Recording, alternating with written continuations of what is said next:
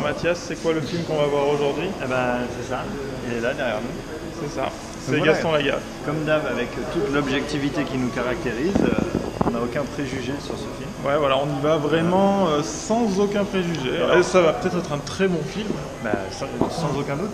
D'ailleurs, moi déjà, j'affectionne particulièrement les films français. Ah, Déjà. Et alors là, vraiment, je pense les que... comédies françaises. Exactement. Surtout. Les comédies françaises. En ayant vu la bande-annonce, je pense qu'on va se régaler. En tout cas, je vois pas qu'est-ce qui pourrait contrevenir à ce projet. C'est ça, rien ne pourrait entacher ce bon moment qu'on va passer finalement. À aller voir donc Gaston Lagaffe de PEF, Pierre-François Martin Laval, des Robins des Bois. Oui, probablement une réussite, un grand succès en tout cas, à partir d'une bande dessinée qui fait partie, je dirais, du fleuron de ce que peut représenter le génie français en termes d'œuvres.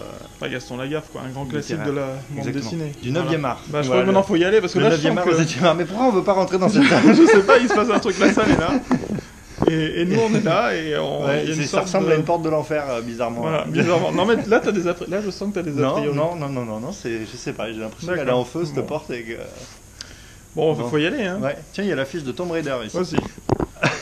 Que vous pouvez retrouver, un autre backlight, un autre bon film. Voilà. Bon. Allez voir Ready Player One. C'est ça, c'est parti, oui.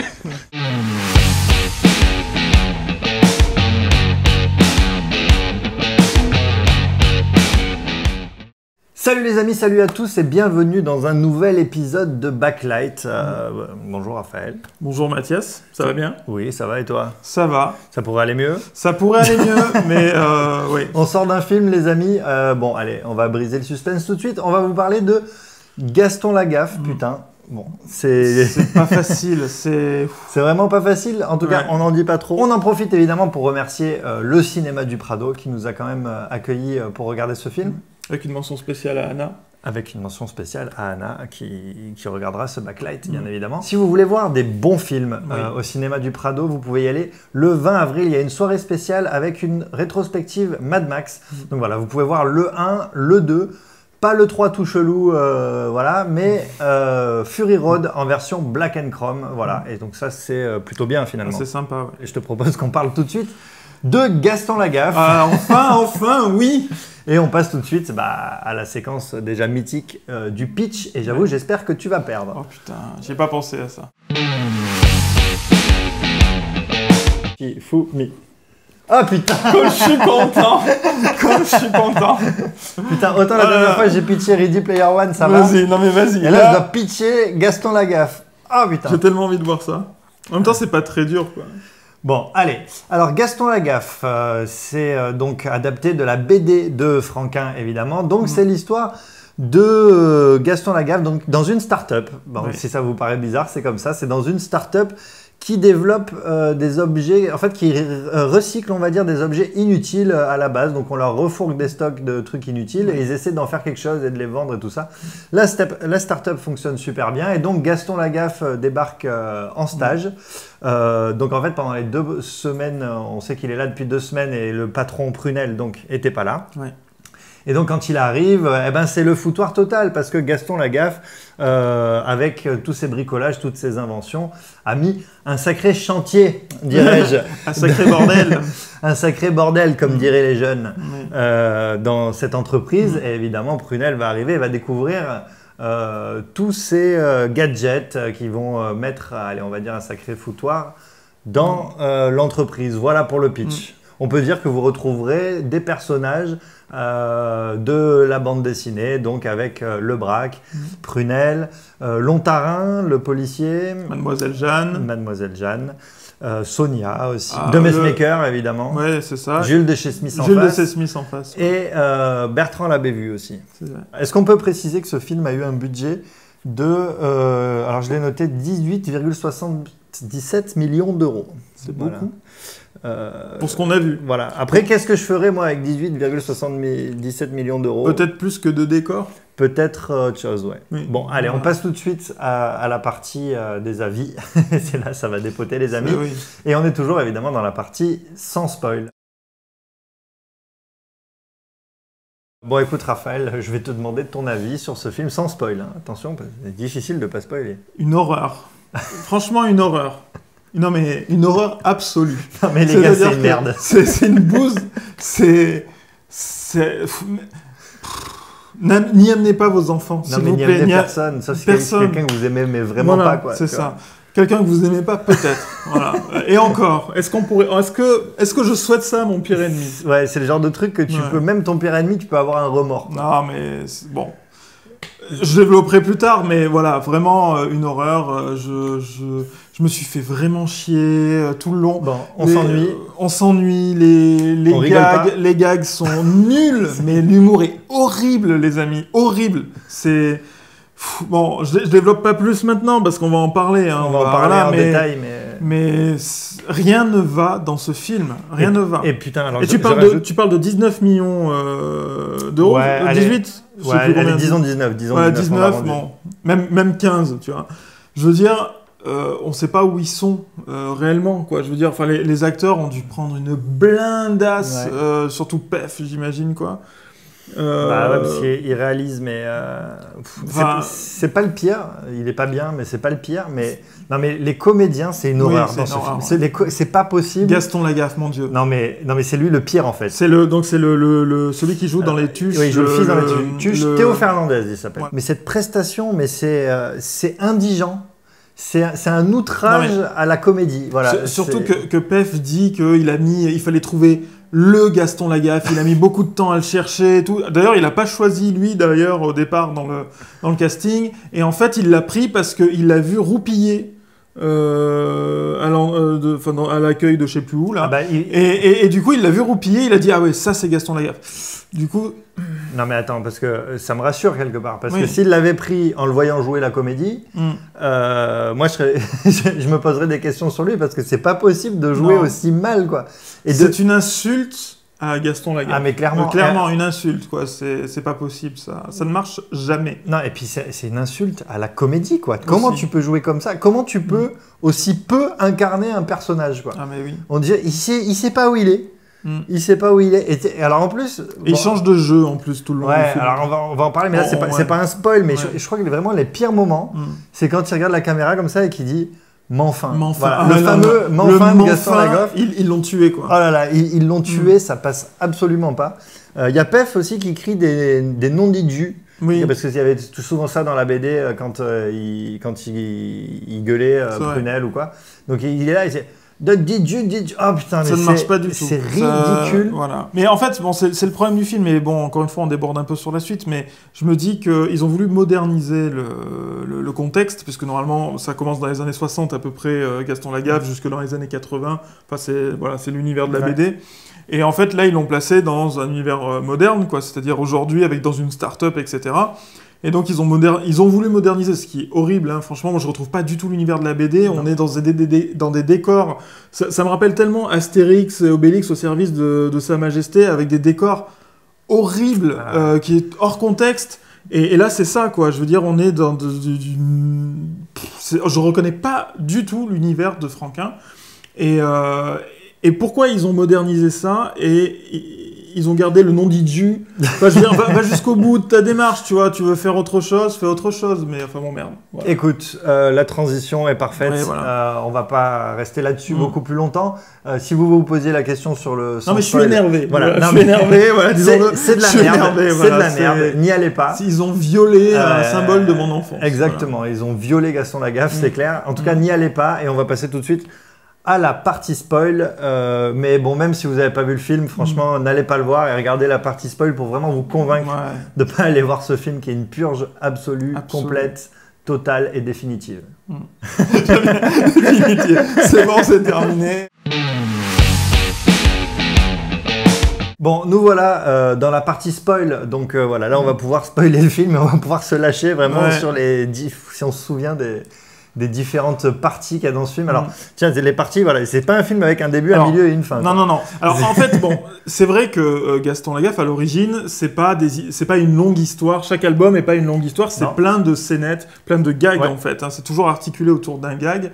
Et voilà, alors on sent qu'ils ont voulu faire ça. C'est-à-dire qu'on ne sait pas quand c'est le matin, on ne sait pas quand c'est la nuit dans ce film. Hein. C'est vrai que c'est toujours... ah tiens, c'est le matin. Ah bah, ils ont recommencé une journée, mais on s'en est pas rendu compte. Hein, enfin, c'est ça tout le long. Et du coup, ils veulent enchaîner tous les gags qui ont marché dans la BD, ils veulent les insérer dans cette histoire, quoi. Et on sent... Après, il y a des montages avec de la musique. Allez, c'est bon, on place 14 gags, voilà, avec de la musique derrière. Et il y a ça 2-3 fois dans le film, bien facilement, quoi. En disant, allez, t'as aimé la BD, vas-y, bim, bim, on te balance tout. Il n'y aura jamais de suite à ce film-là, bon, parce que déjà, il faut pas. Mais du coup, même si... Enfin, ça laisse pas de possibilité de suite, hein. C'est-à-dire qu'on balance tous les éléments en vrac, allez, c'est parti. Ça, c'est une horreur, quoi. Non, alors c'est ça. Alors on peut parler sur. Tu parlais de l'univers de la BD. On peut se demander si effectivement il était respecté. Bon, je pense qu'on a déjà répondu à cette question. Absolument Globalement, non. Non, mais une start-up, quoi. Alors, je comprends ce qu'ils ont voulu faire. Tu vois, ça aurait pu être une bonne idée, mais. Mais non, mais ça peut pas marcher. L'univers, enfin, visuellement, ils sont dans une espèce de start-up. Alors bon, ça a été reconstitué dans les studios de Martigues, il me semble. C'est si ça. je dis pas Tourné à Martigues. On sent qu'ils ont tout misé sur ce déjà, décor. Vous savez, les gars, ce qui vient de Martigues, déjà. Ouais, déjà, bon, voilà. Ils auraient dû tourner à Marseille, peut-être. Mais... Ça aurait été peut-être un peu mieux. Bon, mais bon, enfin bref, ils ont fait ce décor dans un studio, ils l'ont rentabilisé à fond, parce que 80% du film se passe dans cette entreprise, et ils ont fait une espèce d'open space géant, avec, enfin voilà, à la parisienne et tout, mais... C'est pas ça. En fait, ça marche pas du tout et ça trahit même l'univers qui était la rédaction de Spirou, en fait. Tout à fait. Et qui était justement un univers d'artistes à la base. Alors là, c'est des inventeurs. Voilà, avec des mecs qui étaient dessinateurs, qui étaient rédacteurs dans un journal et tout ça. Alors que là, on est de suite dans une espèce de truc qui est censé, alors je dis bien censé parce que ça marche pas, mais être un petit peu une start-up de jeunes, voilà. Non, mais surtout en plus ce qu'ils font c'est complètement ridicule. Ils reprennent des trucs, soi-disant des inventions qui ne fonctionnent pas mais qui ont déjà été produites en fait. C'est-à-dire par exemple la moufle sans pouce. Quoi. Ouais, c'est ça en fait, c'est des défauts de fabrication quoi. Ouais, mais c'est pire que ça. Quoi. Des chaussures mais il y a que la chaussure droite. Ouais, ou en plus c'est con, ça il suffit de produire le même nombre de chaussures gauche. Oui, sauf que eux ils sont là pour donner une seconde vie. Mais en fait je comprends la difficulté, c'est-à-dire que si moi j'avais dû adapter Gaston Lagaffe, en fait, comment tu expliques la présence d'un Gaston Lagaffe dans une rédaction de Spirou, etc. C'est compliqué, mais je pense que, encore une fois, c'est le genre de film où il fallait pas être dans le réalisme, il fallait pas commencer à dire alors on va essayer de justifier la présence d'un Gaston Lagaffe dans une entreprise. C'est ce qu'ils ont voulu faire, mais c'est casse-gueule dès le début, quoi. Bah ouais. Et en plus, on a un peu la genèse de Gaston Lagaffe, c'est-à-dire qu'il est stagiaire, il est là depuis quelques semaines. Depuis 2 semaines, voilà. Depuis 2 semaines, il fait des inventions parce que c'est une entreprise où on fait des inventions. Mais encore une fois, pourquoi essayer de créer un faux réalisme ? Je veux dire, Gaston Lagaffe, ça s'explique pas, quoi. Je veux dire, on aurait dû s'immerger directement dans l'univers. Et voilà, alors en plus, ils essaient de justifier le fait que Gaston Lagaffe reste. Et pourquoi ils le virent pas ? C'est parce que Pef, donc qui joue le directeur... ça, c'est le quiproquo du film. Voilà, le quiproquo du film, sans quoi le film fonctionne pas. Parce qu'en fait, il y a un personnage qui ne sert à rien, qui débarque et qui est le fils du grand patron. Du grand patron. Et du coup, il dit que c'est le fils du patron, mais personne ne doit le savoir. Et en fait, par un gag, on va dire, Pef l'apprend. Et en fait, mais lui croit que c'est Gaston Lagaffe, le fils du patron. Et c'est comme ça qu'il ne le vire pas. Et donc, il le vire pas et il trouve il se sent obligé de dire que tout ce que fait Gaston Lagaffe est génial. Et voilà, il le garde, quoi. Mais du coup, voilà, pourquoi essayer de se placer dans une situation réaliste, voilà. Et c'est ça qui tue vraiment déjà de base le scénario du film. C'est-à-dire que du coup, Gaston Lagaffe peut exister que dans un laps de temps très court, c'est-à-dire pendant le temps où le directeur croit que c'est le fils du patron, ce qui finit par découvrir que c'est pas le fils du patron. Ouais, c'est la fin. Et voilà, c'est la fin. Et finalement, alors pendant tout le film, on est d'accord que c'est Gaston Lagaffe qui fait s'écrouler la boîte, quoi. Ouais. Voilà. Sauf que à la fin, il invente une utilisation des moufles et de je sais plus quoi d'autre. C'est pire que ça. Il tourne qu'il tourne des clips avec Mademoiselle Jeanne et en fait elle les fout en ligne alors que la boîte a coulé, quoi. C'est ça. Et ça cartonne. Alors avec des comment dire, des ressorts cinématographiques évolués, genre on voit sur l'ordinateur et on voit le nombre de vues augmenter très très vite, oh mon Dieu. Et puis en même temps la courbe et des courbes qui grimpent de l'argent qui monte d'un coup, quoi, mais en 5 minutes, quoi, même pas en 10 secondes, quoi. Ouais. Et du coup, mais finalement il était tellement bien ce Gaston, en fait il a fait plein d'inventions pour améliorer notre vie. Avec même une petite morale qui dit mais non, c'est Prunel, c'est toi qui as coulé la boîte parce que t'étais pas gentil. Voilà, mais parce qu'en plus c'est n'importe quoi, comme la boîte marche plus, ils les obligent à bosser le jour et la nuit et tout. Alors, encore une fois, ils ont voulu faire un truc à moitié réaliste qui l'est pas du tout. Donc, mets-toi dans un univers qui n'existe pas, pars dans autre chose. Parce que là, le problème, c'est qu'effectivement, les employés, à la fin, dorment dans la boîte, vivent à 100% du temps dans la boîte, quoi. Bah, ouais. Et ça, on n'y croit pas. C'est pas possible. Donc, pourquoi tu te places con. dans un univers réaliste? Il y a une scène où, en fait, Gaston Lagaffe, il y a Lontarin qui arrive et qui, je sais pas, tape sur sa voiture et ça déclenche l'airbag. Sauf que l'airbag, c'est un espèce d'immense ballon qui gonfle, un ballon rempli d'hélium. Non, mais ça, c'est une horreur, cette scène. Il faut la raconter. Pour vous expliquer à quel point ce film est une horreur, il faut vraiment vous raconter cette scène. En fait, voilà, donc il y a le ballon qui gonfle dans la voiture, qui gonfle. Bon, il arrive quand même à sortir de la voiture, le ballon, on sait pas comment, mais bref, il sort de la voiture. Et c'est un ballon rempli d'hélium avec un vieux slogan pourri. Bon, enfin bref. Et en fait, il y a des gens qui arrivent et qui filment cette scène, parce qu'il y a Gaston qui est accroché au ballon, comme ça, et qui filme cette scène avec les téléphones portables. Et en fait, le téléphone portable est en liaison directe avec l'écran qui est à l'intérieur de la start-up, un écran géant. Ouais. Et donc, ils disent, ah, c'est en direct live. Alors bon, ça va très vite, hein, voilà. C'est en live. Sauf qu'à un moment donné, le téléphone tombe et il y a quelqu'un qui casse le téléphone. Bah, oui, c'est Prunel, en fait, qui sort parce qu'il est énervé. Donc, il pète le téléphone d'une des personnes qui filment, hein, au hasard. Et donc, ça arrête la transmission à l'intérieur. Et il y a quelqu'un d'autre qui filme après, et hop, ça reprend. Hop, ça reprend directement. Avec un autre téléphone de quelqu'un d'autre. Donc en fait, ces gens n'ont jamais allumé Internet de leur vie, n'ont jamais utilisé un ordi. Enfin, je comprends pas. Et en plus, c'est censé être une chaîne de news, tu vois, parce qu'il y a un logo et tout. Enfin, c'est des incohérences. Ce serait rien. On l'aurait pardonné si le film était. Mais c'est tellement, ça marche pas. Voilà. Non, mais c'est complètement débile. Et puisqu'on était sur les comédiens, donc Arnaud Ducré, c'est pas possible. Non. Jérôme Commandeur, qui est plutôt un type que j'aime bien, un humoriste, qui joue The Messmaker. C'est ça, mais c'est pas possible.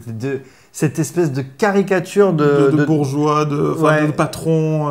On y croit, mais jamais une seconde. Et même ça fonctionne pas parce que le truc, comme tu disais, en fait, Gaston, ça fonctionnait un peu sur plusieurs scénettes, plusieurs gags, et il y avait des running gags. Ouais, et The Messmaker, c'était un running gag, c'est-à-dire qu'il est toujours là quelque part pour signer un contrat.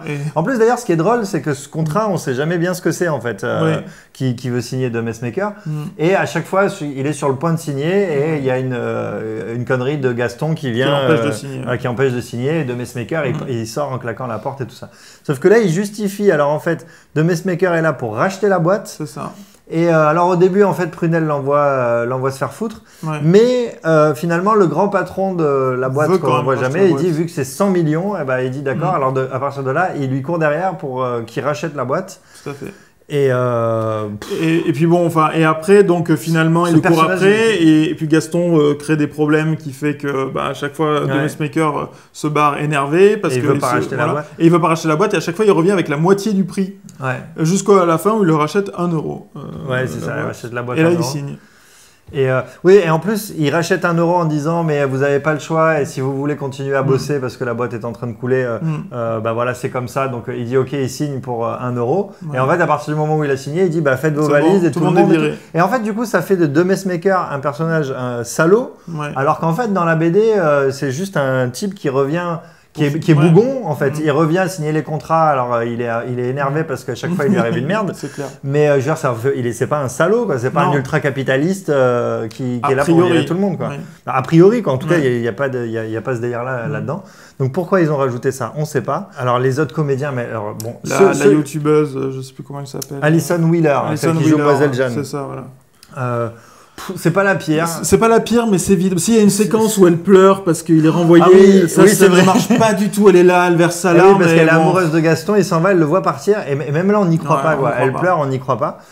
Alors, les deux qui jouent, Bertrand Labévu et Jules de chez Smith en face, il faut faire, je pense, une pétition pour que ces gens-là se trouvent loin de tout ce qui peut s'apparenter à une caméra. Voilà. Alors c'est Jimmy Labeu et l'autre, je sais pas comment il s'appelle, mais il y a Jimmy Labeu. En plus, Jimmy Labeu, il est plutôt rigolo.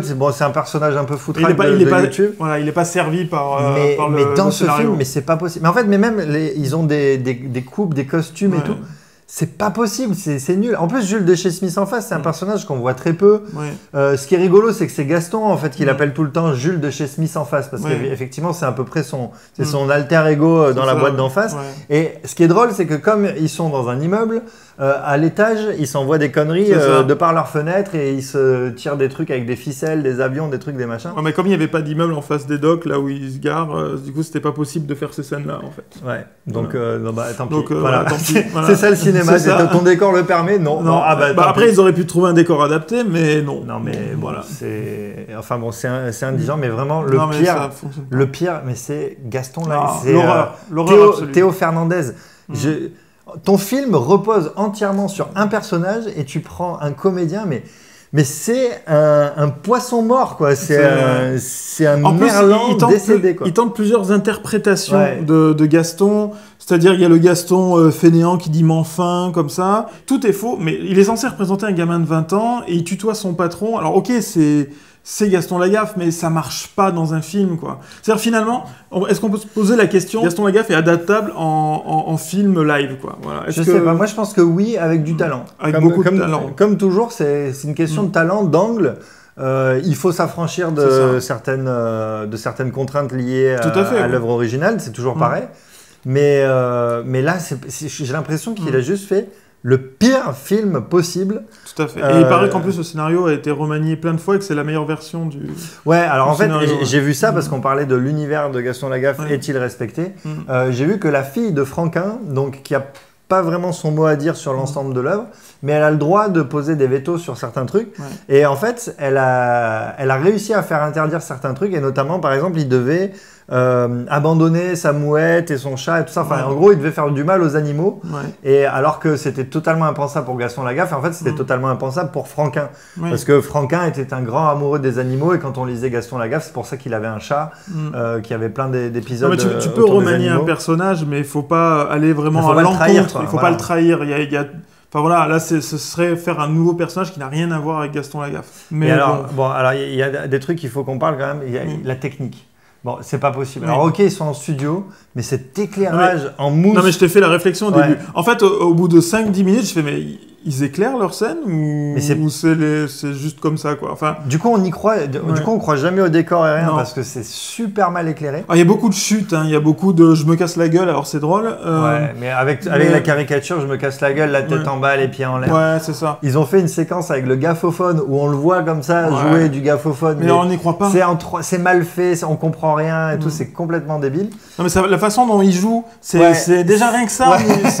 En fait, c'est le malaise. C'est le malaise absolu. Je te jure, tu regardes ça, t'es pas bien. Ce que le gaffophone va amener, c'est la séquence de fin. Non, j'ai pas envie d'en parler. J'ai pas envie d'en parler. Parce que quand tu crois que c'est fini, non. Quand sur le film, il y a écrit fin, et toi tu te dis c'est la libération. C'est bon, je peux sortir. C'est bon, je me barre de cette putain de salle. Eh bien non, les amis. Parce que là, c'est pas fini. Là, il y a une chanson. De fin. Une chanson de fin sur le thème de la gaffe et de la sieste et de je sais pas trop quoi.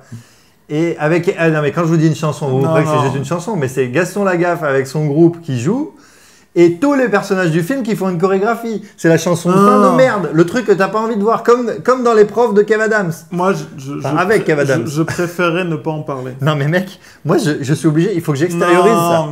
Il faut prévenir les gens qu'il y a ça dans ce film. Alors, vous savez, pour moi, ce film me fait vraiment penser à Astérix et Obélix, au service de Sa Majesté, ou aussi à la fin, il me semble, il y a les Bébés Brunes qui font une musique de fin, il me semble. Ah ouais. Oui, parce que les Bébés Brunes jouent des pseudo-Beatles pendant ce film, là on les voit plusieurs fois. Et je crois qu'à la fin, il y a aussi une musique de fin où il y a tout le monde qui danse. Et bon, déjà, c'est hyper kitsch, la chanson de fin où tout le monde danse. Non mais c'est dégueulasse avec la chorégraphie. C'est interdit aujourd'hui, voilà. Ou alors, il faut avoir la méga bonne idée. Seul peut-être Tarantino pourrait faire ça, je sais pas. Ou Alexandre Astier. Ou Alexandre Astier, oui. On peut parler d'Alexandre Astier, mais on en parlera après. Mais c'est juste pas possible, c'est pas crédible. Et où tous les personnages deviennent gentils, et où tous ils viennent danser. Finalement, son instrument qui faisait du son pourri, là, d'un coup, ça fait à la fois de la basse, de la batterie et de je sais pas quoi, tu vois. Tout le long du film, ils jouent de leur truc, donc ça fait pas de musique, hein, ça fait trembler juste l'immeuble. C'est ça. Et là, à la fin, avec leur même truc, ils arrivent à faire une guitare, basse, batterie, clavier, sans problème. C'est une horreur. Avec l'autre qui chante, mais des paroles, mais dégueulasses. Ça me fait penser à, tu sais, au Stade Vélodrome, là, quand ils avaient mis Van Halen et qu'ils avaient rajouté des paroles en français dessus. Tu vois. Parce qu'on aime le football quand on est tous ensemble. Voilà. C'est d'une débilité comparable. Et en plus, c'est-à-dire que c'est le moment où tous les comédiens là, qui se retrouvent pour faire la chorégraphie, tu sens qu'à ce moment-là, plus personne n'y croit. Oui. Tu sais, ils sont là, ils sont filmés, mais vite fait pour qu'on les voit pas trop. C'est ça.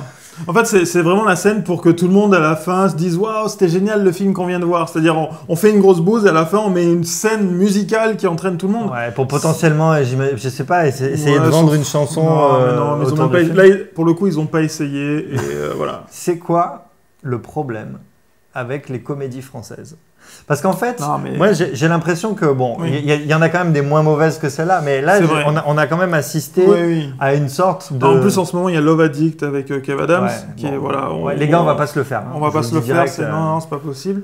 Bon, il y a eu Les Tuches il y a pas longtemps, et encore Les Tuches c'est un peu plus sauvable. Enfin, je l'ai pas vu le dernier, mais bon. Moi je me l'inflige pas, Les Tuches. Voilà, mais c'est bon, disons que dans les comédies merdiques, bon, c'est peut-être les moins pires, mais oui, non, enfin. Pourquoi toutes ces... Non mais moi j'ai l'impression que... Aladdin, rappelons-nous d'Aladdin. Non mais... Et bientôt Aladdin, mes amis. Non mais c'est vrai, rigole pas. Oui, je sais. Rigole pas. Et non, moi j'ai l'impression que le problème il est qu'on a une fois de temps en temps, et je dis bien une fois de temps en temps, une très bonne comédie française qui pop, quoi. Tu parles des Visiteurs 3 ? Je parle des Visiteurs 1, par exemple. C'est ça. Je parle, alors on va pas remonter jusqu'à De Funès et tout ça, mais disons que grâce à De Funès, Bourvil, tout ça, on a une tradition de la comédie française. On pourrait même aller jusqu'à Molière, si on parle de tradition de la comédie. Mais on va dire un peu plus récemment, on a des très très bonnes comédies. On a eu Le Dîner de cons. On a eu Mission Cléopâtre, évidemment. On a eu des films qui sont un peu plus controversés, mais que moi, j'accepte, des grandes comédies populaires. Bienvenue chez les Ch'tis, Intouchables, qui sont, bon, pas... Plus récemment, La Grande Vadrouille. Voilà, beaucoup plus récemment, La Grande Vadrouille, voilà.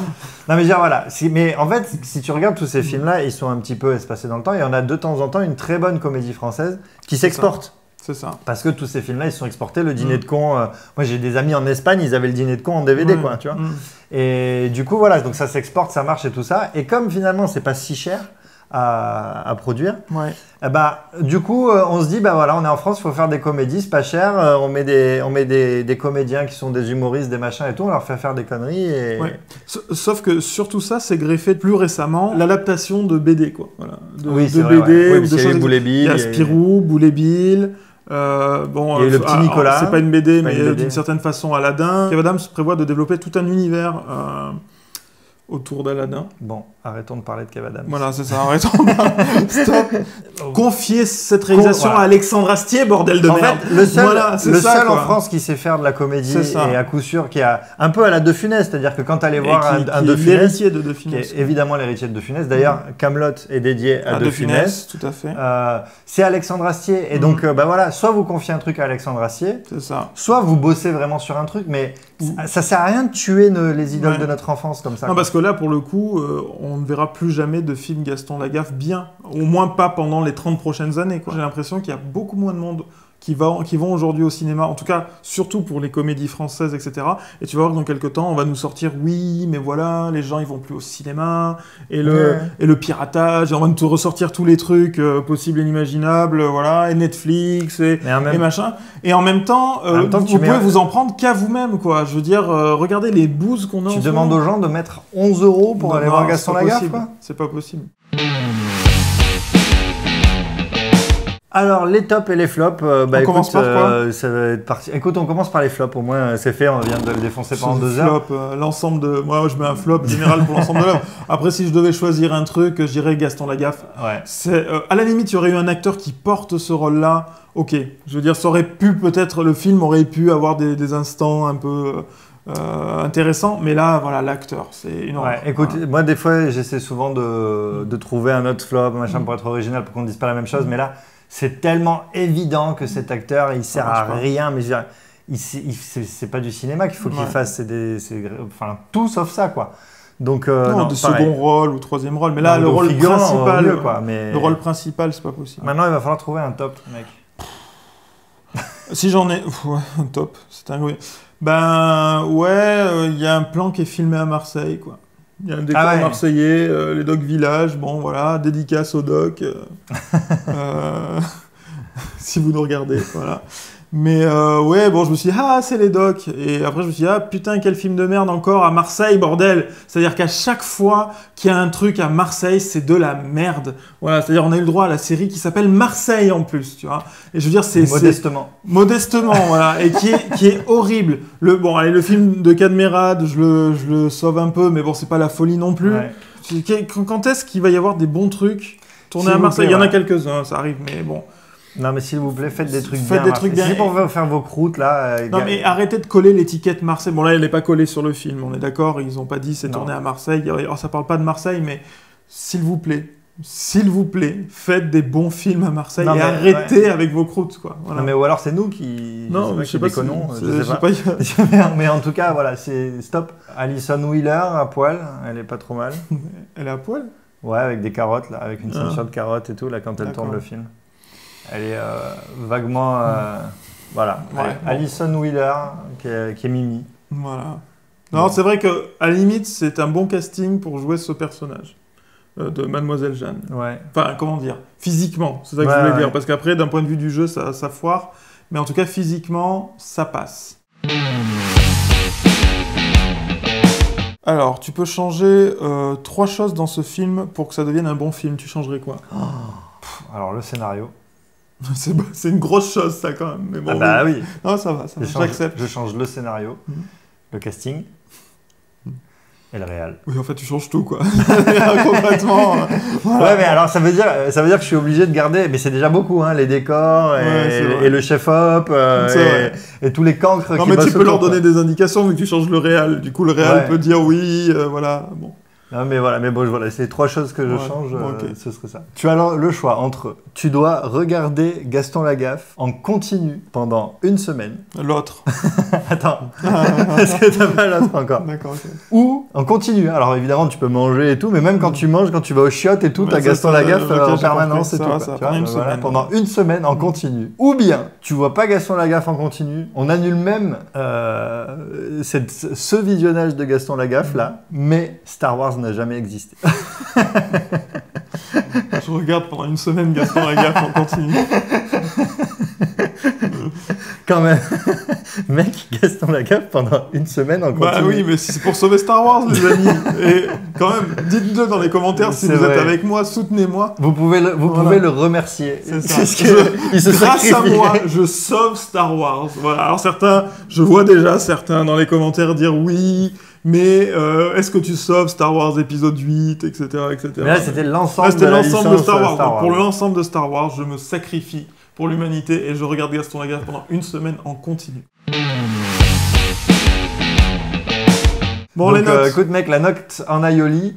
Écoute, je t'écoute. 0. Il n'y a pas de scénario, les acteurs sont nazes, les décors c'est de la merde, la musique c'est pourri, il n'y a rien, 0, même pas. J'aurais pu mettre 0,1 mais je me suis dit non, 0. Écoute, là c'est pas 50 nuances degrés, c'est 0 nuances d'aioli. 0 absolu, voilà, je suis 0 ferme. pour Gaston Lagaffe. Ouais. Écoute, moi j'étais un peu comme toi, j'étais là 0,1, 0,2 machin et tout. Mais ça sert à rien de s'acharner, hein. Je vais mettre 0 aussi. Bah, 0, écoute, 0 aioli, je pense que c'est bien payé, c'est la note qui correspond. C'est bien payé. C'est bien payé, quoi. Mais déjà, c'est-à-dire qu'on a mis une note. Ouais. Voilà, déjà on a pris la peine de faire un backlight et de mettre une note à ce film. Donc écoute, voilà, ça nous fera un étalon. Ouais. Vous avez d'ailleurs le classement qui s'affiche à l'écran, ce qui permet de voir de Gaston Lagaffe à 0 jusqu'à Ready Player One qui lui est à 4,8. Mais c'est le meilleur, quoi. Ouais. La conclusion de ce backlight, c'est aller voir Ready Player One. Ouais, c'est le film à aller voir en ce moment, mais pas Gaston Lagaffe. Mais surtout pas Gaston Lagaffe. Raphaël, merci beaucoup d'avoir fait ce backlight. Merci à toi. Écoute, pour cette brillante présentation. Oh, écoute, ce compliment me va droit au cœur. Et on se retrouve très bientôt, les amis, pour un nouveau backlight qui sera encore une comédie française. C'est ça. On remercie encore le cinéma du Prado de nous avoir accueillis. Rendez-vous le 20 avril pour la grande soirée Mad Max au cinéma du Prado. N'hésitez pas à aller faire un tour sur notre page Tipeee pour nous filer un petit coup de pouce si vous voulez que les Backlights continuent. Et n'hésitez pas à rejoindre le groupe Backlight sur Facebook pour nous suggérer des films. Voilà, c'est pas la peine de resuggérer Gaston Lagaffe, on n'ira pas. Voilà, on vous le dit. On oublie. Mais suggérez-nous des films et puis on les backlightera. Merci beaucoup et on se retrouve très bientôt. Ciao, ciao. Ciao.